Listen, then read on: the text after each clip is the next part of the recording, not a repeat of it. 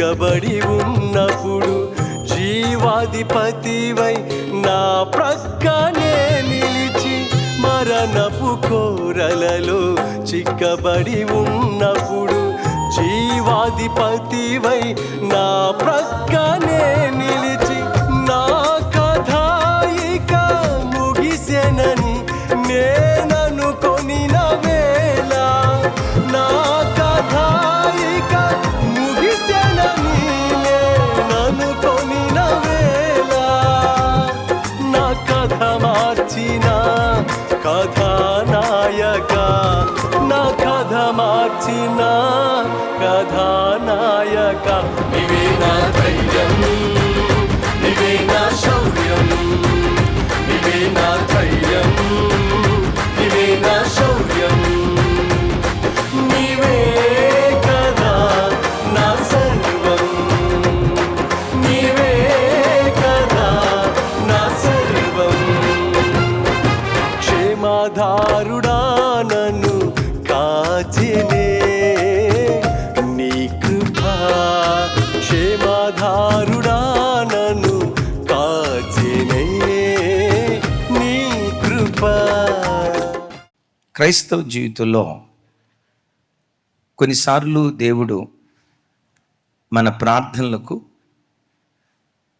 తగిన సమయంలో తగినంత రీతిగా దేవుడు జవాబు ఇవ్వలేదని, ఎందుకు దేవుడు నా బ్రతుకులో ఆలస్యం చేస్తున్నాడు, నేను ఎంతో ప్రార్థన చేశా కదా, నేను ఎరిగినంత వరకు మంచి భయభక్తులు కలిగి దేవుని సన్నిధిలో నేను బ్రతుకుతూ వచ్చే కదా, ఎంత భక్తిగా బ్రతికినా ఎంత ప్రార్థన చేసినా ఇంతగా దేవుని సన్నిధిలో గోజాడుతూ కన్నీళ్లు కారుస్తున్నా నా ఉద్యోగ విషయంలో దేవుడు ఎందుకు ఆలస్యం చేస్తున్నాడు, నేను చేసిన ప్రార్థనల విషయమై జవాబు దేవుడు ఎందుకు ఆలస్యం చేస్తున్నాడు, నా కుమార్తె వివాహ విషయమై కొన్ని నెలలు కాదు నా గర్భాన ఆడబిడ్డ పుట్టింది అని తెలిసినప్పటి నుండి నా కుమార్తె వివాహం కొరకు నేను కన్నీళ్లు గారుస్తూ ప్రార్థన చేశాను. ఎందుకు నా కూతురు వివాహం ఆలస్యమైంది, ఇదొక్కటే కాదు, నా కుటుంబ పరిస్థితులు చక్కదిద్దబడాలని, నా భర్త మారాలని, నా పిల్లలు మారాలని, నా కుటుంబ స్థితిగతులు చక్కదిద్దబడాలని కొన్ని సంవత్సరాల నుంచి దేవుని దగ్గర ఏడుస్తూ వచ్చా. ఎందుకో దేవుడు ఆలస్యం చేస్తున్నట్లుగా నాకు అనిపిస్తా ఉంది. ఎందుకు దేవుడు నా బ్రతుకులో ఆలస్యం చేశాడు, చేస్తున్నాడు, ఇదొక ప్రశ్న. మరో రకంగా చెప్పాలంటే ఈ కాలం ఎలాంటి కాలం అంటే రెడీమేడ్ కాలం. ఎలా అనుకున్నామంటే అలా జరిగిపోవాలి. ఎలా రాత్రి అంతా పొంగబెట్టి ప్రొద్దున్నే ఇడ్లీ చేసుకునేవాళ్ళు. అంటే ఉదయం టిఫిన్ కోసం ఒకరోజు ముందు నుంచే ప్రిపేర్ అవ్వాల్సి వచ్చేది. ఈ కాలం నూడిల్స్ కాలం. ఏ కాలం అమ్మా? ఒక తల్లి అంటూ ఉండేది నూడిల్స్ని పట్టుకొని వానపాములని. ఇది వానపాముల కాలం. నీళ్ళు అట్లా వేడి చేస్తే ఆ వేడి చేసిన నీళ్ళల్లో వానపాములు వేసి ఏకమునిపోయి బొసమని పొంగిపోతుంది. 10 నిమిషాల్లో టిఫిన్ రెడీ. ఆ నూడిల్స్ ఎట్లా పొంగినాయో ఆ తిన్నవాడు కూడా అట్లాగే పొంగుతాడు. చూడటానికి మనిషి దిట్టంగా ఉంటాడు. ఏమన్నా అన్నామనుకోండి, ఒంట్లో అస్సలు బాగాలేదన్నా, ఒరే బాగానే ఉన్నావు కదరా అంటే ఒక తల్లి అంటుంది వాడుల్లంతా ఓబోళ్ళన్నా అని అంటారు. అంటే ఈ కాలం ఎలాంటి కాలం అంటే త్వరగా జరిగిపోవాలి అనే కాలం. చూడండి, 30 రోజుల్లో ధనవంతులవుట ఎలా? 30 రోజుల్లో ఇక అందరూ ధనవంతులైతే పేదవాళ్ళు ఎందుకుంటారు? ఆ పుస్తకం హాట్ కేక్ లాగా అమ్ముడుపోతూ ఉంటుంది. విచిత్రం తెలుసా? 30 రోజుల్లో 3 భాషలు నేర్చుకోవటం ఎలా? 48 సంవత్సరాలు బట్టి తెలుగు నేర్చుకున్న ఇప్పటికీ సరిగ్గా రాలా. 30 రోజుల్లో 3 భాషలు నేర్చుకోవటం ఎలా? నార్కెట్పల్లి దగ్గర టీ తాగుదామని ఆగాం.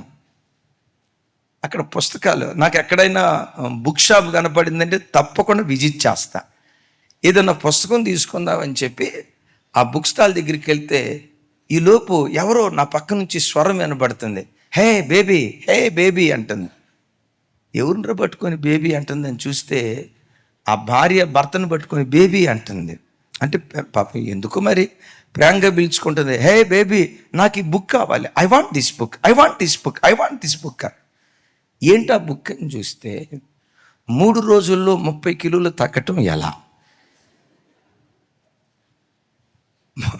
30 కిలోలు మనిషి పెరిగాడంటే 3 రోజుల్లో పెరిగాడు. సుమారుగా 40 సంవత్సరాలు ఎన్ని జంతువులను చంపాడో, ఎన్ని ఆకాశ పక్షులు కడుపులోకి వెళ్ళాయో, స్లాబ్ పెరిగినట్లుగా, సిమెంట్ కాంక్రీట్ పెరిగినట్లుగా పొట్ట పెరిగింది. ఎన్ని సంవత్సరాల ప్రయత్నం? 40 సంవత్సరాల ప్రయత్నంలో అన్ని కిలోలు పెరిగితే అక్కడ బుక్ ఏంటి? 3 రోజుల్లో 30 కిలోలు తగ్గేది ఎట్లా? Hey baby, I want this book అంటా ఉంటే భర్త అంటాడు, షట్ అప్ యువర్ మౌత్. ఏంటో షటప్ అన్నాడు. ఆయన వైపు చూస్తే ఏమన్నాడు తెలుసా ఆయన? అసలు ఈ డైటింగ్ నియమాలను ఎక్కువ పాటించినప్పుడే అదిని ఇదినే, అంతకు మునుపు 70 కిలోలు ఉండేదానివి, ఇప్పుడు 110 అయ్యో. అది చదివిన తర్వాత 120 అయిపోతావు. నా వల్ల కాదు నీకు ఏ పుస్తకం. నేనంట 3 రోజుల్లో బరువు తగ్గుతాడా? అంటే ఈ కాలం ఎలాంటి కాలం అంటే, ఇలా అనుకున్నామంటే అలా జరిగిపోవాలి.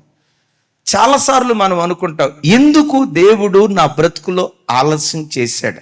ఒక మాట చెప్తాను, దేవుడు ఎప్పుడు ఆయన పిల్లల విషయంలో ఆలస్యంగా కార్యం చేయడు, అలాగని త్వరగాను కార్యం చేయడు. సరి అయిన సమయంలో తనదైన శైలిలో తన కార్యం చేయటం ప్రారంభిస్తాడు. నీవు ఆలస్యం అనుకుంటాం. దేవుడు ఎప్పుడు తన ప్రజల జీవితాల్లో ఆలస్యం చెయ్యడు. మరి ఎప్పుడు కార్యం చేస్తాడంటే, సరి అయిన సమయంలో, సరి అయిన రీతిగా, తనదైన శైలిలో దేవుడు కార్యం చేస్తాడు. మీరు నేను అనుకుంటాం ఆలస్యం అని. ఒక మాట అంట, తండ్రి కోటీశ్వరుడు. ఎవరైనా తండ్రి ఏ స్థితిలో ఉన్నవాడు? కోటీశ్వరుడు. ఈ కోటీశ్వరుడైన తండ్రి దగ్గరికి 5 సంవత్సరాలు కొడుకు వచ్చి, డాడీ నాకు బుల్లెట్ కావాలి అన్నాడు. ఏం కావాలన్నాడు? ఏ వయసులో ఉన్న పిల్లోడు? నాకు బుల్లెట్ కావాలి డాడీ అన్నాడు. వెంటనే God bless you my son, ఒక బుల్లెట్ ఏం కర్మ, 2 బుల్లెట్లు కొని పెడతాను అని అంటాడా? అనడం. ఏమంటాడు తెలుసా? నాన్న కావాలంటే ఆమ్లెట్లు వేసి పెడతా కానీ బుల్లెట్ మాత్రం అడగొద్దు నాన్న అని అంటాడు. మౌనం అయిపోతాడు. పిల్లోడు రోజు అడుగుతాడు, నాకు బుల్లెట్ కావాలని. వాడికి 20 సంవత్సరాల వయసు వచ్చిన తర్వాత అప్పుడు బుల్లెట్ కొనిస్తాడు. ఇక్కడ ఒక మాట అడుగుతా, తండ్రి కొడుకు అడుగుతున్న దానికి ప్రతిగా ఆలస్యం చేశాడు అని అందామా, సరి అయిన సమయంలో పనిచేసాడని అందామా? చెప్పాలి. ఇది ఆలస్యం అందామా, సరైన సమయంలో పనిచేసాడని అందామా? దైవజనమా, నీ బ్రతుకులో నీకది ఆలస్యంగా కనపడుతుంది, కానీ సరి అయిన సమయంలో తన నామ మహిమ కొరకు ఒక అద్భుత కార్యం మన బ్రతుకులో ఆయన జరిగించునుగాక. Praise the Lord. మన టైం సరైంది కాదు, నువ్వు తొందరపడి నువ్వు కావాలనుకున్న సమయం సరైంది కాదు. దేవుడు ఏ సమయంలో ఎప్పుడు ఏది చేయాలో ఆయన సమయానికి నువ్వు అవకాశం ఇస్తే ఆయన సమయం ఎప్పుడు నీకు ఆశీర్వాదం ఇస్తుంది, ఆయన నామానికి మహిమ తీసుకొస్తుంది. 2 వ్యక్తుల సంగతి చెప్తా. ఎలిజబెత్ అమ్మ. ఎవరు ఎలిజబెత్ అమ్మ అంటే, ప్రధాన యాజకుడైన జకరియా గారు ఉన్నారు కదా, ఆ జకరియా గారి భార్య ఎలిజబెత్ అమ్మ. ఆ తల్లి జీవితంలో వృద్ధాప్యంలో దేవుడు కార్యం చేశాడు.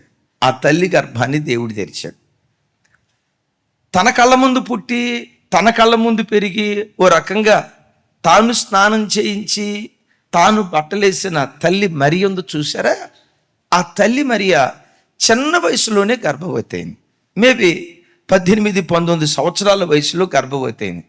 మిమ్మల్ని అడుగుతా, మరియ తల్లి విషయంలో దేవుడు త్వరగా కార్యం చేశాడు అందామా, ఎలిజబెత్ అమ్మ జీవితంలో ఆలస్యంగా కార్యం చేశాడు అందామా, సరి అయిన సమయంలో దేవుడు కార్యం చేశాడని అందామా? ఎట్లా? ఒకవేళ ఎలిజబెత్తమ్మ ప్రార్థన చేసినప్పుడు 18వ ఏటే మేరమ్మ తల్లికి గర్భం తెరిచినట్లుగా తల్లి గర్భం తెరిస్తే యేసయ్య పుట్టేటప్పటికి బాప్తిజం ఇచ్చి యోహాను ముసలోడైపోయి ఉండేవాడు. నా తెలుగు అర్థం కాలేదా? ముసలోడైపోయి ఉండేవాడు. దేవుని చిత్తం ఏంటో తెలుసా? తల్లి ఎలిజబెత్తమ్మ గర్భంలో పుట్టిన బాప్తిజం ఇచ్చి యోహాను యేసయ్య మార్గాన్ని సరళము చేసే దూతగా మారాలి, అరణ్యములో ఒక కేకగా మారాలి, లోకరక్షకునికి సాధనంగా తాను మార్చబడాలని పరలోకపు తండ్రి ఆలోచించి ఎలిజబెత్తమ్మ అనుకుంది. ఆలస్యం ఆలస్యం ఆలస్యం అని. మరియ తల్లిని చూసిన వాళ్ళంతా అనుకుంటారు, అయ్యో తొందరగా జరిగింది తొందరగా జరిగింది తొందరగా జరిగింది. దైవజనమ, దేవుడు ఎప్పుడు తొందరగా పనిచేయడు, అలాగని ఆలస్యంగా పనిచేయడు. సరి అయిన సమయంలో నీ విషయంలో దేవుడు తన కార్యాన్ని జరిగించునుగాక. సరి అయిన సమయంలో దేవుడు తాను కార్యం చేస్తే అది నీకు ఆశీర్వాదకరంగా ఉంటుంది, దేవుని నామానికి మహిమకరంగా ఉంటుంది. అందుకనే ఎప్పుడైనా దేవా మీకే సమయం ఇస్తున్నాను, ఏది నాకు అనుకూలమో ఏది సరి అయిన సమయమో ఆ సమయంలోనే మీరు నా పట్ల కార్యం చేయుదురుగాక. సరే, మానవ దృష్టిలో మనకు ఆలస్యంగా అనిపిస్తాయి. మన కోణంలో ఆలస్యంగా అనిపించినా సరే, దేవుడు ఎందుకు ఆలస్యం చేస్తాడు? ఒకవేళ ఆలస్యం చేస్తున్నాడు అని మీరు అనుకున్న ఒకటి గమనించండి, ఈ దేవుడు ఆలస్యం చేస్తాడేమో కానీ అలక్ష్యం చేయడం. అలక్ష్యం సరే, ఎందుకు దేవుడు ఆలస్యం చేస్తాడు? కొన్ని మాటలు బైబిల్లో నుంచి మీకు జ్ఞాపకం చేస్తాను. యెషయా గ్రంథం 30వ అధ్యాయం 18వ వచనం. 30:18 చూడండి. కావున మీ యందు దయ చూపవలెనని యెహోవా ఆలస్యము చేయుచున్నాడు, మిమ్మును కరుణింపవలెనని ఆయన నిలవబడి ఉన్నాడు. యెహోవా న్యాయము తీర్చు దేవుడు,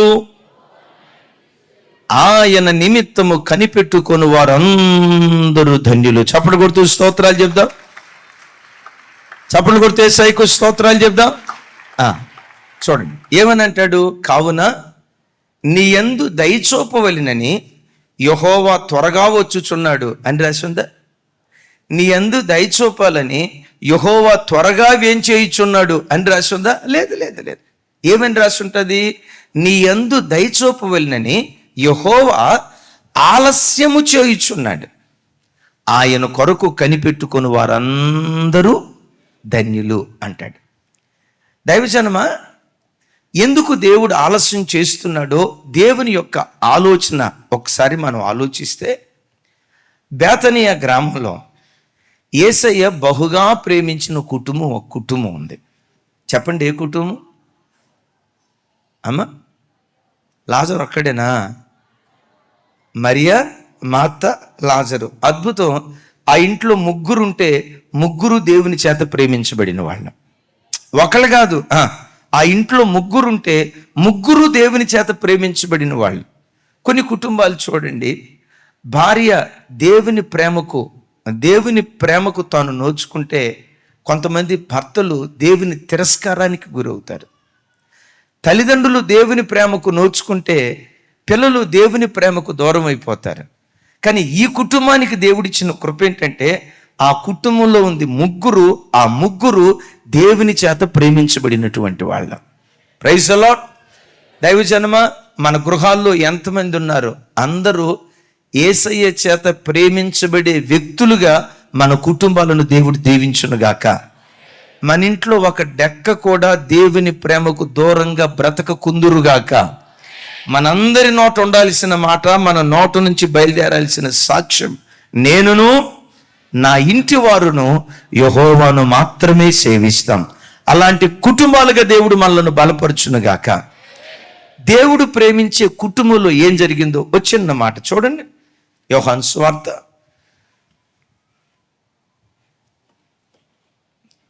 7 యోహాను సువార్త 11వ అధ్యాయం 3, 4, 5, 6 వచనాలు నేను చదువుతాను. అతని అక్క చెల్లెండ్రు, ప్రభా, ఇదిగో నీవు ప్రేమించువాడు రోగి అయి ఉన్నాడని ఆయన యొద్దకు వర్తమానము పంపిరి.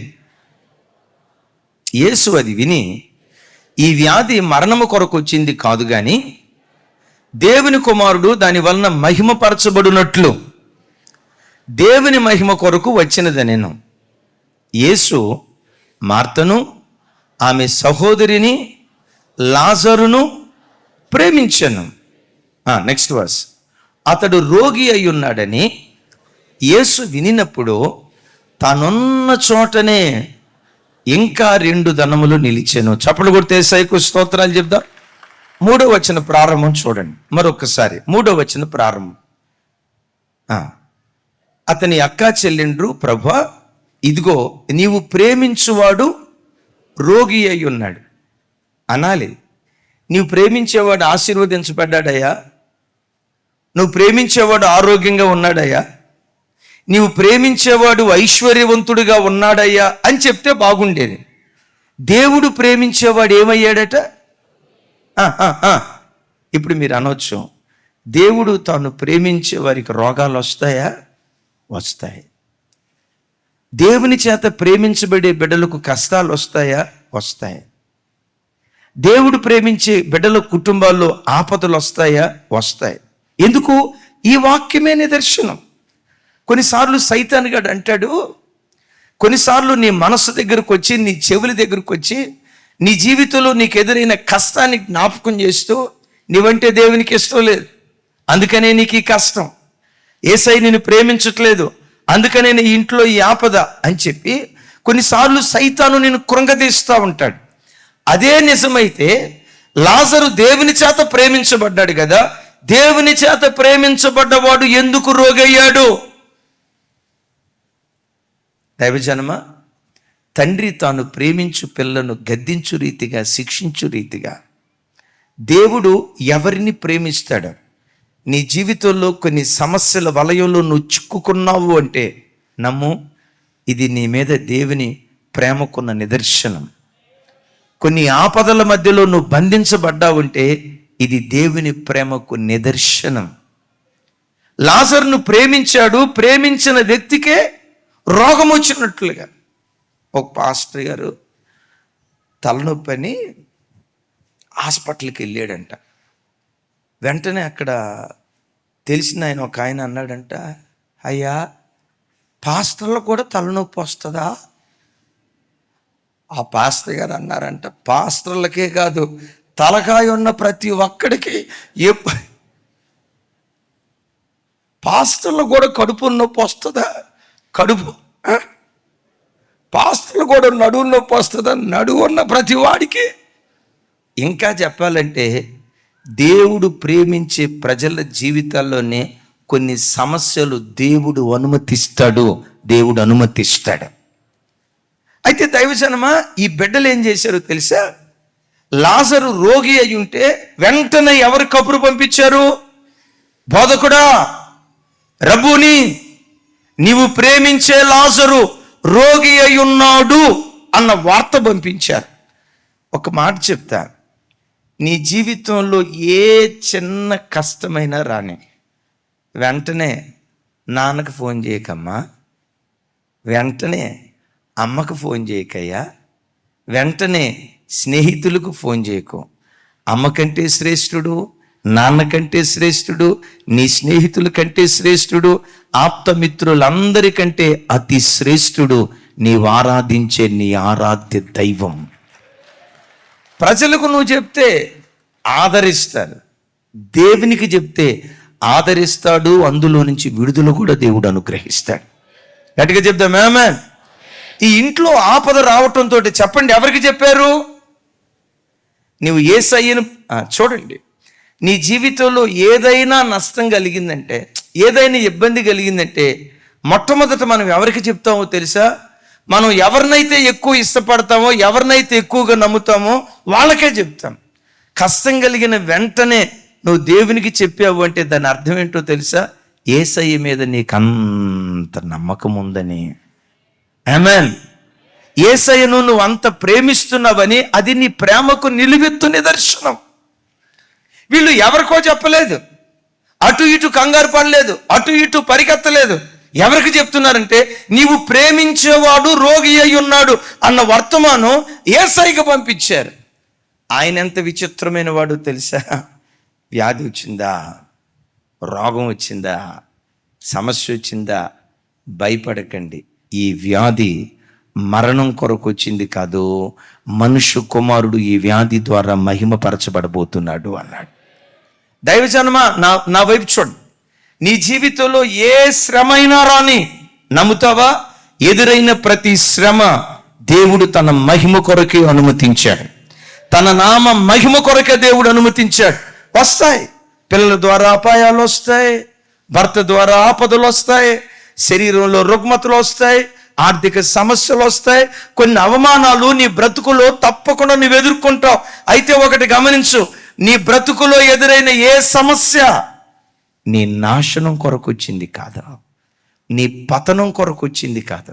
అన్ని ప్రజల మధ్యలో నిన్ను అవమానానికి అప్పగించటానికి కాదు దేవుడు ఆ సమస్యను అనుమతించింది. ఏ సమస్యను అనుమతించినా ఎందుకు అనుమతించాడో తెలుసా? ఆయన మహిమ కొరకే దేవుడు అనుమతించాడు.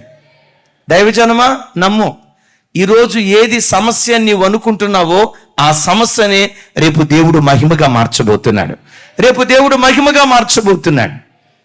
సరే, ఆ మాట అని చెప్పిన వెంటనే యేసు ప్రభు వారు వెంటనే ఇవ్వండి. విచిత్రమైన మాట ఏంటంటే 6వ వచనం. ఓకే, నాతో కలిసి చెప్పండి. అతడు రోగి అయి ఉన్నాడని యేసు వినినప్పుడు వెంటనే బయలుదేరి వచ్చెను. ఏం చేశాడంటే చెప్పాలి. అతడు రోగి అయి ఉన్నాడని యేసు వినినప్పుడు తానున్న చోటనే ఇంకా 2 దినాలు నిలిచాడు. ఎంత మంచివాడో చూడండి. ఇప్పుడు నేనంట, తాను ప్రేమించేవాడు చావు బ్రతుకుల మధ్యలో ఉన్నాడు. ఈ వార్త వినటంతో ఏం చేయాలి? అరే, వెంటనే ఏం చేయాలి? అమ్మాయి ఊరిలో అమ్మకు బాగాలేదు అని తెలిసింది. అమ్మకు బాగాలేదని తెలిసిన వెంటనే ఏం చేస్తారు? ఏమండి, ఉన్నపాటునే డ్యూటీ అటు నుంచి అటు, అటు నుంచి అటు, అటు నుంచి ఇటు, అటు వెళ్ళిపోతారు. అదే అత్తయ్యకి బాగాలేదంటే ఒక మాట, అత్తయ్యకి బాగాలేదంటే ఆ ట్రీట్మెంట్ వేరుగా ఉంటుంది. సహజంగా ఒక మాట చెప్తున్నాను, మీరు అట్లా ఉండరమ్మా. నాకు మీ ముఖాల్లో దేవదూతలే కనపడుతున్నారు. సహజంగా లోకంలో పరిస్థితి చెప్తాను.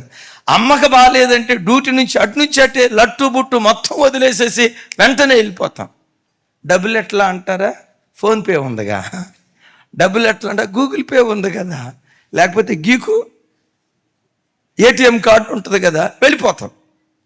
నేనంట, లాజరును యేసయ్య ప్రేమించాడు నిజం, ఆ కుటుంబం కూడా యేసయ్యను ప్రేమించింది నిజం.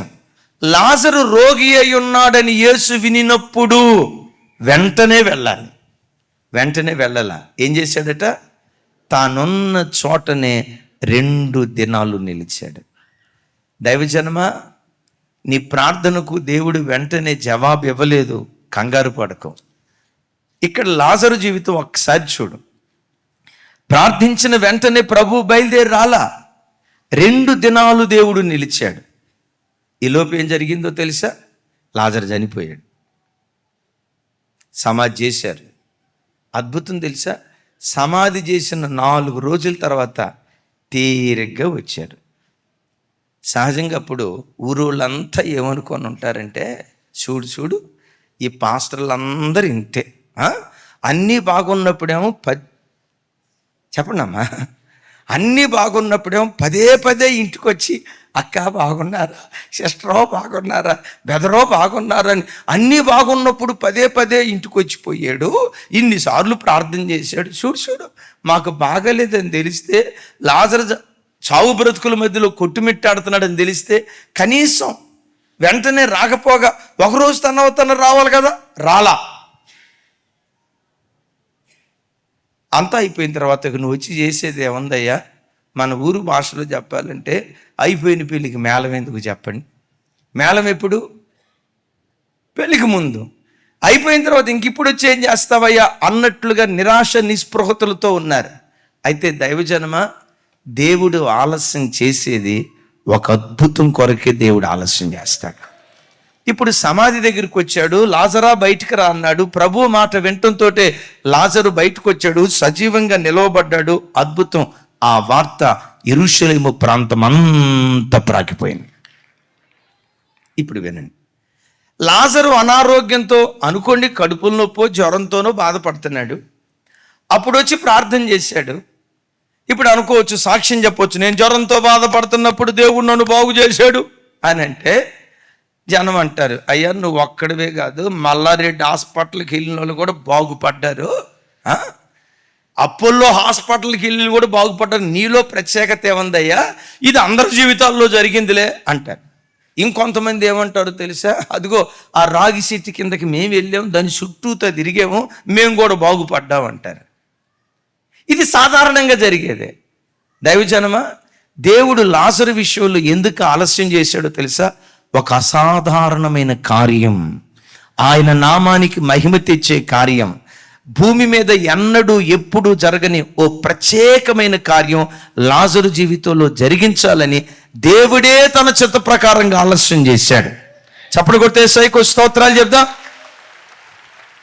ఇప్పుడు లాజరును బ్రతికించిన తర్వాత బైబిల్లో రాయబడిన చక్కటి మాట చూడండి యోహాను సువార్త 12వ అధ్యాయం 11వ అధ్యాయం 12వ అధ్యాయం 9వ వచనం నుంచి 10వ వచనం వరకు నాతో కలిసి చెప్పండి.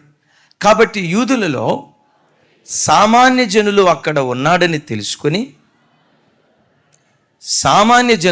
ఆయన అక్కడ ఉన్నాడని తెలుసుకుని యేసును చూచుట మాత్రమే కాక మృతులలో నుండి ఆయనను లేపిన లాజరును కూడా చూడవచ్చిరి. అతనిని బట్టి యూదులలో అనేకులు తమ వారిని విడిచి యేసునందు విశ్వాసం ఉంచిరి. చప్పట్లు కొడితే సైకో స్తోత్రాలు చెప్పు.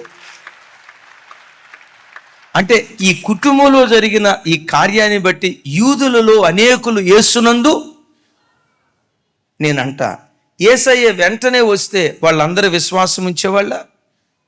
యేసయ్య వెంటనే వచ్చి కార్యం చేస్తే ఆ ప్రజలంతా ప్రభు తట్టు తిరిగే వాళ్ళందరూ ఎందుకు విశ్వాసం ఉంచారంటే వారి జీవితంలో జరిగిన ఆ మహత్కార్యం ఉంది చూసారా? ఎవరి జీవితంలో ఎన్నడూ ఎప్పుడు జరగని ఒక వింతైన కార్యం లాజరు కుటుంబంలో దేవుడు జరిగించాడు. ఈ ఆరాధనకు వచ్చిన దేవుని బిడ్డలారా, నీ జీవితంలో నీవు అనుకుంటున్నట్లుగా ఆలస్యం చేసి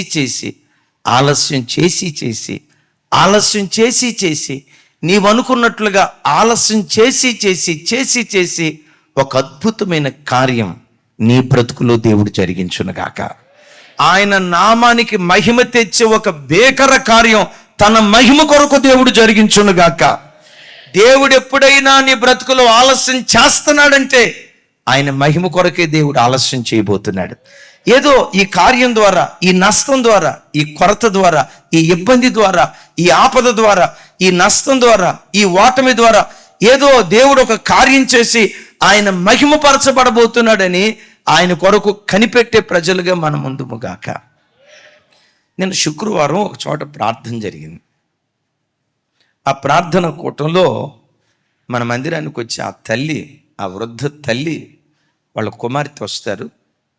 ఆ వృద్ధ తల్లి నిలవబడి సాక్ష్యం చెప్తుంది. మేము అన్యులం, యేసు ప్రభు అంటే తెలియని అన్య కుటుంబం, మాది తెలంగాణ ప్రాంతం పలానా చోట.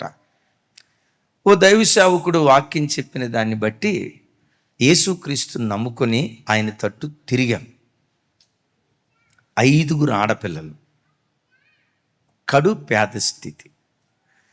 సహజంగా ఎవరైనా 5 ఆడపిల్లలు పుట్టిన దాకా ఎందుకుంటారయ్యి అంటే, మొదట ఆడపిల్ల పుట్టిన తర్వాత ఈసారి మగపిల్లోడు పుడతాడు, రెండోసారి ఆడపిల్ల పుట్టింది, ఈసారి ఆడపిల్ల పుట్టింది, మూడోసారి ఆడపిల్ల పుట్టింది. ఏం చేస్తారు చెప్పండి? ఆశ. మొత్తానికి ఆశపడ్డారు కానీ 5 ఆడపిల్లలే. నేనంట ఆ కాలంలో కానీ ఈ కాలంలో కానీ దేవుడు మనకి ఎవరినిచ్చినా వారిని బట్టే యేసయ్యకి మహిమ కలుగును గాక. నాకు ఆడపిల్లలే కావాలి, సారీ అనుకోరు అనుకుంటా కదా, అనుకుంటారా? రైట్, అనుకోవాలా? ప్రభా ఆడపిల్లలే కావాలి, మగపిల్లలే కావాలి కాదయ్యా, నీ చిత్తంలో నాకు ఎవరిని ఇవ్వాలో అనుకున్నావంటే నీ చిత్తమే నా బ్రతుకులో సిద్ధించబడును గాక. ఆడపిల్లలైనా నాకు ఓకే, వద్దా మగపిల్లమ్మా, సరే మగపిల్లలైనా నాకు ఓకే, నీవు ఎవరినిచ్చినా వాళ్ళ ద్వారా నీ నామానికి మహిమ కలగాలి ప్రభు అని ఆయన చిత్తానికి మనం ఒప్పుకోవాలి. ఎవరైనా ఇద్దరు ఆడపిల్లలు కలిగారు అనుకోండి, ఒక తల్లిదండ్రులకి భార్య భర్తలకి ఆడపిల్లలు ఉన్నారు అనుకోండి, అయ్యో ఇద్దరు ఆడపిల్లలేనా మూతి ముందుకు పెట్టాడు, దరిద్ర మాటలు అనద్దు. దేవుడు నీకు ఇచ్చిన పిల్లలను బట్టి దేవునికి స్తోత్రం కలుగును గాక. క్రీస్తు యేసునందు పురుషుడని మీరే గట్టిగా చెప్పుకోవాలి మీ మాట. క్రీస్తు యేసునందు పురుషుడని స్త్రీ అని ఏ భేదము లేదు, క్రీస్తునందు ఇద్దరు సమానమై ఉన్నారు. Praise the lord. ఎప్పుడు పనికి మాలిన మాటలు పట్టుకుని అయ్యో ఇద్దరు ఆడపిల్లలేరా, అయ్యో మీకు సొంత ఇల్లు లేదా, అయ్యో నీకు పిల్లలు, అయ్యో నీకు ఉద్యోగం, అయ్యో. దేవుడు మిమ్మల్ని ఏ స్థితిలో ఉంచాడో ఆ స్థితిలో తృప్తిగా బ్రతకటం మనం నేర్చుకుందాం. చప్పలు కొడితే యేసయ్యకు స్తోత్రాలు చెప్తాం. ఇక ఆ పేదరికపు పరిస్థితుల మధ్యలో తినటానికి తిండి లేక అల్లాడిపోతున్న దినాల్లోనంట చుట్టూతో బంధువులు, కొంతమంది చుట్టాలు ఉంటారు కదా, కొంతమంది చుట్టాల మాటలు ఎట్లా ఉంటాయంటే వాళ్ళు ఆదరిస్తున్నారు, ఆదరణ ముసుగులో చెప్పాలి, ఆదరణ ముసుగులో సూటిపోటి మాటలతో హింసిస్తున్నారు, అర్థం కాదు. కొంతమంది ఆదరించినట్లుగానే ఉంటుంది కానీ ఆదరణ వెనుక ఒక మరం. ఈ 5 ఆడపిల్లలు కానీ కష్టాలు పడతా ఉంటే ఈ లోపు ఒకళ్ళు వచ్చారు, అసలు మిమ్మల్ని ఆడపిల్లలను ఎవరు కనమన్నారు, వీళ్ళు కంటే వాళ్ళు పుట్టారు ఆడపిల్లలు, ఇచ్చింది ఎవరు? అయినా 5 ఎందుకు, ఇద్దరితోనే ఆపేయొచ్చుగా. వీళ్ళ ఆశ మగపిల్లోడు పుడతాడేమో. దైవజనమా, ఇంకా కొంతమంది దిగజారి ఏమంటారో తెలుసా, మీరు దేవుడు నమ్ముకున్న వాళ్ళుగా మరి మీ దేవుడు మగపిల్లోడిని ఇవ్వచ్చుగా. మా దేవుడు మగపిల్లోడిని ఇవ్వాలనుకుంటే మగపిల్లోడిని ఇస్తాడు, ఆడపిల్లని ఇవ్వాలనుకుంటే ఆడపిల్లని ఇస్తాడు. ఇచ్చిన వారిని బట్టి దేవుడు మహిమపరచబడతాడు. చప్పలు కొడుతూ స్తోత్రాలు చెప్దాం. దేవుడు తన చిత్తానుసారంగా ఏది అనుగ్రహించాడో అనుగ్రహించిన వారి ద్వారానే దేవుడు మహిమపరచబడతాడు. గట్టిగా చెప్దాం ఆమేన్. ఎవరి ద్వారా?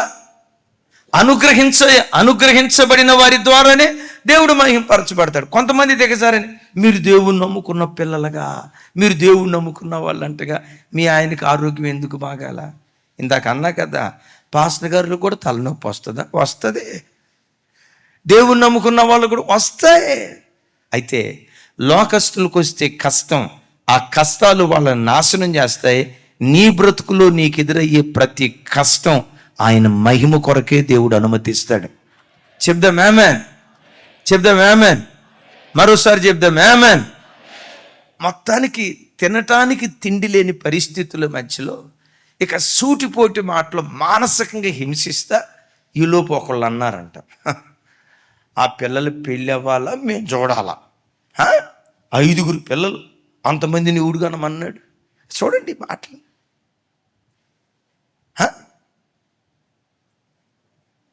ఈ ఆడపిల్లల దగ్గరికి వచ్చి మీ అమ్మ నాన్న మీకు పెళ్లి చేయరు.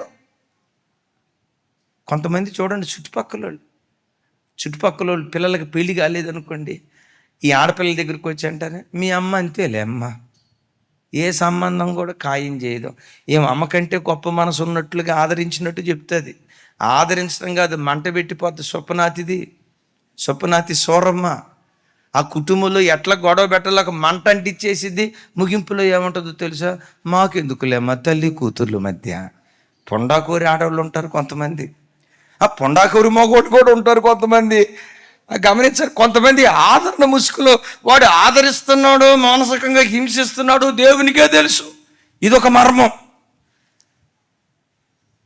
చూడండి, యవన పిల్లలు వచ్చారు. ఒక వయసుకు వచ్చిన తర్వాత వాళ్ళ దగ్గరికి వెళ్ళి దైవికమైన మాటలు చెప్పాలి కదా. ఏమంటారు తెలుసా? పప్పు అన్నం ఎప్పుడు పెడతావమ్మా?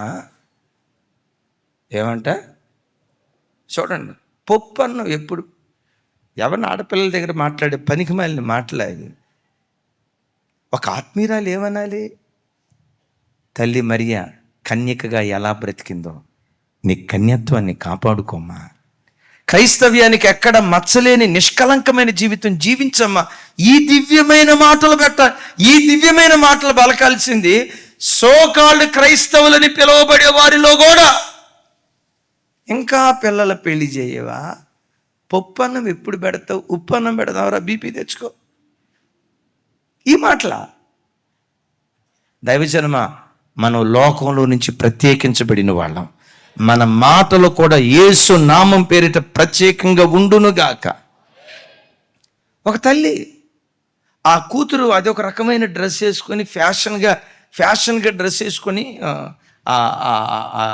ఏమంటారు ఆ కార్పొరేట్ ఆఫీస్కి వెళ్తా ఫోటో తీసి కూతురుకు పంపించిందంట. తల్లి కింద కామెంట్ రాసింది. ఏమని రాసిందో తెలుసా? అచ్చం హీరోయిన్ లాగా ఉన్నావమ్మా. ఈ అమ్మ రోజుకు వచ్చి 5 గంటలు ప్రార్థన చేస్తుందంట. నీ ప్రార్థన సంతకెళ్ళా. ఏం కామెంట్? అచ్చం హీరోయిన్ లాగా ఉన్నావమ్మా. నేను అనుకుంటా, నా వయసులో ఉన్నప్పుడు నేను అట్లా కట్టుకోవాలనుకున్నా కానీ నా ఆశ తీరలా. కొంతమంది తల్లులు ఆత్మీయులనే పేరే కానీ ఆ ప్రవర్తనలో కొంతమందిలో ఆత్మీయత కనపడదండి. లోకస్తులు ఎట్లా ఉంటారో సోకాల్డ్ ఆత్మీయులని పిలువబడిన వారు కూడా అలాగే ఉంటారు కొన్ని చోట్ల. సో ఈ తల్లిని గూర్చి 5 ఆడపిల్లలు, ఇక మీకు పెళ్లి చేయరు. ఆ తల్లి సాక్ష్యం చెప్తా ఏమందో తెలుసా? ఈ 5 పిల్లలకి కడుపు నిండా భోజనం పెట్టడానికి కూడా గతి లేని పరిస్థితి. లోకులు కాకులై పొడుచుకు తింటా వచ్చారు. ఇప్పుడు 20 సంవత్సరాలు గతించాయి. 5 పిల్లలు చక్కటి వివాహాలు చేయటానికి దేవుడు కృప చూపించాడు. వివాహాలు చేయటం మాత్రమే కాదు, నా కుమార్తెలందరూ దేవుని మహా గొప్ప కృపను బట్టి లక్షాధికారులయ్యారు. నా కుమార్తెల్లో 3-4 అమెరికాలో ఉన్నారు. ఒక సహోదరి శైలజ రెడ్డి అని, ఆ సహోదరి ప్రతి నెల మన మినిస్ట్రీకి బహు విలువైన కానుక ప్రతి నెల వాళ్ళ కుమార్తె మన మందిరానికి వస్తారు. ఇప్పుడు ఆ తల్లి ఏం చెప్తుందో తెలుసా? ఇప్పుడు మా కుటుంబాన్ని చూసి మా రక్త సంబంధికులు అనేకులు యేసు ప్రభునందు విశ్వాసం ఉంచారు. దైవజనమా, నీ బ్రతుకులోనైనా నా బ్రతుకులోనైనా దేవుడు తన కార్యాలు ఎలా చేస్తాడో తెలుసా? ఈ మాట బాగా పట్టుకోండి. దేవుడు ఆయన పిల్లలైన మనలను శూన్యంలోకి తీసుకెళ్తాడు. శూన్యంలోకి తీసుకెళ్ళినప్పుడు నువ్వు అనుకుంటావు, ఇక అయిపోయిందిరా నా పని, ఇక నాకు నిరీక్షణకు ఆధారం లేదురా, సమస్తాన్ని కోల్పోయానురా అని అనుకుంటావు. శూన్యములోకి తీసుకెళ్ళి శూన్యములో నుండి సమృద్ధిలోకి దేవుడు నడిపించడం ప్రారంభిస్తాడు.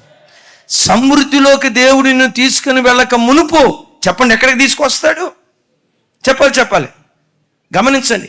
పతనావస్థకు తీసుకెళ్తాడు. నీవు అనుకున్నావు పతనం అయిపోయింది, ఎంత ప్రార్థన చేసినా దేవుడు జవాబు ఇవ్వాల, ఎంత కన్నీళ్లు గాచినా దేవుడు జవాబు ఇవ్వాల, ఎంత ఏడ్చినా దేవుడు జవాబు ఇవ్వాల, ఎంత ప్రసవ వేదన పడినా దేవుడు జవాబు ఇవ్వాల. అయ్యో పతనం అయిపోయాను అని అనుకుంటావు. దేవుడు కూడా నీ బ్రతుకులో పతనాన్ని అనుమతిస్తాడు. కానీ ఈ దేవుడు ఎవరో తెలుసా? పతనములో నుండి పతాక స్థాయికి దేవుడు తీసుకెళ్తాడు. ఎందుకు పతనానికి తీసుకెళ్ళాడో తెలుసా? నిన్ను చూసి అందరూ అనుకుంటారు, అయిపోయిందిరా వీళ్ళు దేవుడు నమ్ముకున్న పిల్లలు, అరే ఎంత పతనం, అయ్యా అని అనుకుంటారు కదా. ఆ మాట అన్ని జనులంతానికి అవకాశం దేవుడు ఇస్తాడు. ఆ శత్రువు ఎదుటే నీకు భోజనాన్ని దేవుడు సిద్ధపరుస్తాడు. గట్టిగా చెప్దాం ఆమేన్. దైవజనమ, దేవుని నడిపింపు, దేవుడు మనలను తీసుకుని వెళ్ళే ఆ విధానం ఎలా ఉంటుందో తెలుసా?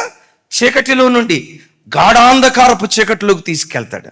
గాఢాంధకారపు చీకటి లాంటి బ్రతుకును మధ్యాహ్న కాల తేజస్సులాగా దేవుడు మారుస్తాడు. గాఢాంధకారంలో నుండి ఒక్కసారి మధ్యాహ్న కాల తేజస్సుకు నేను తీసుకుని వెళ్తే, గాఢాంధకారాన్ని నువ్వు అనుభవించి ఆ పాదల మధ్యలో నలగొట్టబడుతున్నప్పుడు అనేకులు నిన్ను చూస్తారు కదా. ఈరోజు మధ్యాహ్న కాల తేజస్సు లాంటి అనుభవానికి నువ్వు నడిపించబడింది ప్రజలు చూస్తారు కదా. అప్పుడు ప్రజలు అంటారు, వీరు ఆరాధించే దేవుడు వీరిని ఆశ్రయించిన పిల్లల జీవితాల్లో ఎట్టి భీకర కార్యాలైనా చేయగలుగుతాడు అని అన్ని ప్రజలు విశ్వసించేటట్లుగా ఆయన మహిమ కొరకే దేవుడు ఆలస్యం చేస్తాడు. చెప్పలు కొడదాం గట్టిగా. నీ బ్రతుకులో దేవుడు ఏది ఆలస్యం చేసినా ఒక్కటే హృదయంలో విశ్వసించు, దీని వెనుక ఏదో మర్మం ఉంది. ఆయన మహిమ కొరకే ఆలస్యం చేస్తున్నాడు. నా జీవితంలో జరగబోయే అద్భుతం ద్వారా అనేక మంది అన్యులు దేవుని పట్ల విశ్వాసం ఉంచటానికి దేవుడు ఆలస్యం చేస్తున్నాడని మనం తొందరపడకుండా, మనం తొందరపడ్డామని దేవుడు తొందరపడ్డాం చెప్పాలి. మనం ఆలస్యం చేయమన్నామని దేవుడు ఆలస్యం చేయడు. దేవుడు ఎప్పుడు సరి అయిన సమయంలో నీకు ఆశీర్వాదం కలిగేటట్లు, ఆయన నామానికి మహిమ కలిగేటట్లు తన చిత్తానుసారమైన సమయంలో దేవుడు కార్యం చేయును గాక.